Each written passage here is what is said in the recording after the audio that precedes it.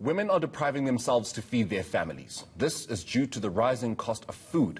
The Pietermaritzburg Economic Justice and Dignity Group has released its latest Household Affordability Index.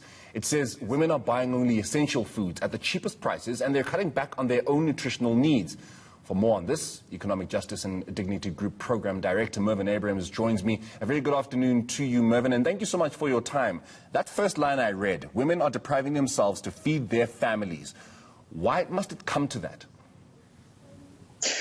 Well, it comes to that. Good afternoon, and thank you for having us on, and good afternoon to all your viewers. It comes to that because women care for their families.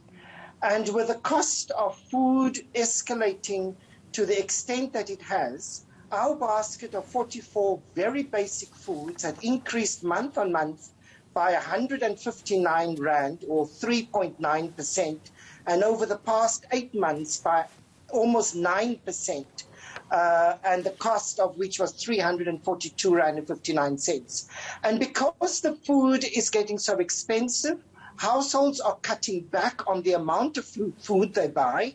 And because they're cutting back on the amount of food they buy, the person that more often than not does not get to eat is often the mother of the household. Why, and perhaps this was, the viewer will probably be looking at me and thinking that is such an obvious question, but why is the focus more on the women that are cutting back on their nutritional needs as opposed to perhaps father-led households?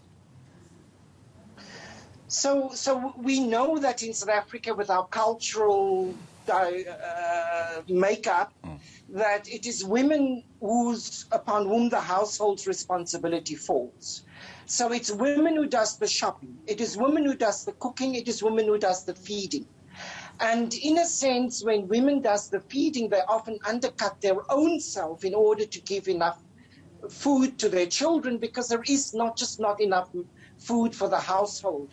And when we look at our health statistics and our death statistics in South Africa, then that bears it out. That amongst Black African women, one of the highest causes of death is non-communicable diseases like high blood pressure, diabetes, etc., which is the result of chronic undernutrition. So in a sense, we are saying that not only is the food prices being bad for low-income households, is also just another form of abuse and of violence towards lower-income women in those households. Mervyn, you and I both know, and perhaps this is not something you want to be telling South Africans out there, but it is a reality. Food prices, petrol prices, all sorts of prices in this country are going to continue going up despite the issues that this country continues to face. And as you mentioned, lower income households that are led by women and mothers in general.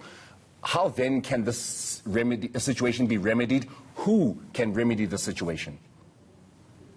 So essentially what we are saying in our monthly index is that we have reached crisis proportions. Like we said, our basket of food of 44 very basic foods for a household of 7 has increased by almost 9% over the past 8 months. And if this trend continues, then we will exceed a 10% increase. So this is a crisis point. Two things, and we believe that government and the corporate sector has to come on board on this. Number one, we have to keep the prices of food stable. We should not be having any more increases. And secondly, at a time when all these prices are increasing, food, transport, electricity, is also exactly the same time that government is taking away all the COVID-19 levels of support. So COVID-19 devastation continues in the household, but there are no longer support coming from government. And it's for that reason that we are also calling for the 350 Rand to be kept in place, and for a basic income grant that at least provides a level of dignity to all South Africans. Okay, so Mervyn, I'm a businessman and I'm running a company that essentially deals with foods, for example, a retailer. And I'm saying to you, I import my products, and the importing of my products comes at a cost, and therefore I need to raise the price of my products, you know, and essentially be able to keep people employed. Those people that you're fighting for are the people that I employ. So if you're saying that the prices of food I must keep at a stable place, at a stable price, and not increase them so that I can be able to pay people, how then do you suggest that my situation is better? So it's really a little bit more complex, because let's take maize and maize meal, for instance. So this year or last year, the last maize season, we had a bumper crop of maize. So there is more than enough maize to feed South Africans, and there's more than enough maize to bring the price of maize down.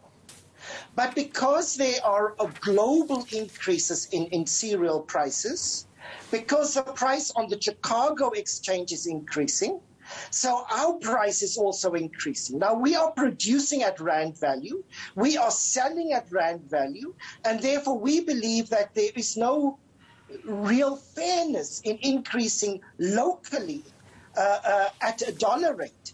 And so we have to begin to look at this thing called the market. In which way is the market fair, and in which way is it not fair? Of course, if input prices do increase, of course that will increase the price of the commodity at the end of time, but we need to look at, is it fair or is it not fair? And it's for that reason why we believe that we really need to begin to look very closely at the value chains of food, and we're asking the Competition Commission to do that. Mervyn, we've heard you, and thank you very much for your time this afternoon. That is Mervyn Abrahams, who of course is the Economic Justice and Dignity Group Program Director.